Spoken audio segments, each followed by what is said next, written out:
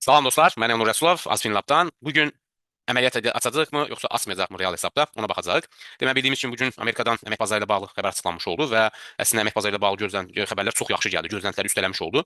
130 min qeyri-kənd təsərrüfatı sahəsində yanvar ayında iş yeri açılıb Amerikadan. Hərçənd ki 66 min gözləyirlər. Bir də ümumi işsizlik səviyyəsi 4,4-dən 4,3%-ə düşüb. Əslində bu çox yaxşı bir göstəricidir. İndi bundan dolayı da diqqət etirsəniz, bazarda böyük bir hərəkətlilik olub və bizim bu sistemin əslində bazar diqqət etirin bu günün 3-cü səviyyəsinə gəlib toxunub. Belə deyək, əslində sigma 2-dir bu. Yəni standart kənarlaşma, ortalamadan standart kənarlaşma 2-dir. Və bu baxımdan artıq bazar belə deyək, o böyük institutional traderlar öz pozisiyalarını boşaldıblar bu hissədə.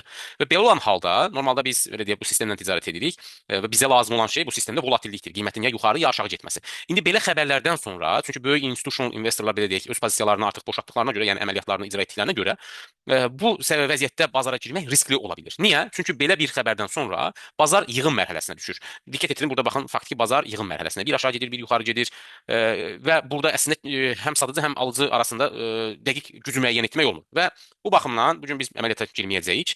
Normalda sistem nəyi tələb edirdi? Əgər avro dollar aşağı qırırsa, USD frank da yuxarı qırırsa, biz burada satışa, yaxud da ki yuxarı qırırsa, USD frank aşağı qırırsa, biz burada alışa girirdik. Amma dediyim kimi burada risk var və bazar hal-hazırda ədalətli qiymət zonasının içərisində konsolidasiya etdiyinə görə mən açıqcası bu gün bazara girməyi düşünmürəm. Səbəbi də dediyim kimi bu belə şamlardan sonra, ümumiyyətlə bu xəbərlərdən sonra bazarda hər hansı bir gəlir əldə etmək də çox çətin olur və yaxud da bazarda istiqamət müəyyən olunmur. Bazar sadəcə yığım mərhələsində daxil olur. Və bu baxımdan hal-hazırda bazarda bir fürsət yoxdur.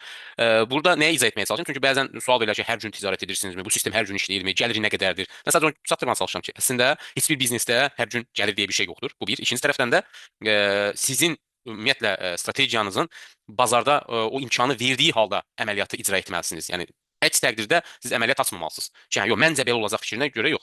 Faktiki də dediyim kimi baxın, hal-hazırda bazar bu hissədə konsolidasiya edir. O cümlədən USD franka da baxın. USD frankda da konsolidasiya gedir bu hissədə. Və biz bilə bilmirik ki, bazar buradan yuxarı mı gedəcək, aşağı mı gedəcək və diqqət etirsəniz, əslində bazar öz gücündən də kifayət qədər istifadə edib. Bu sistemimizə baxın, təxminən bazar bugünkü enerjisinin 80%-ni istifadə edib. Bu da əslində bir işarədir ki, artıq bazarda real bir güc yoxdur. Ona görə də məsələ bu ən az 50%-in altında olsaydı biz düşünə bilərdik ki, okey, bir əməliyyat açaq. Amma artıq bu qədər gedibsə, indidən sonra hər hansı bir əməliyyat açmaq bizim üçün belə deyim, sərf etmir. Belə dostlar, ümid edirəm faydalı olmuşdur. Yəni sadəcə burada izah etmək istədiyim odur ki, hər gün əməliyyat açırıqmı? Xeyr. Bazar ancaq bizə bu fürsəti verdiyi halda əməliyyat açırıq. Əks təqdirdə biz əməliyyat açmırıq.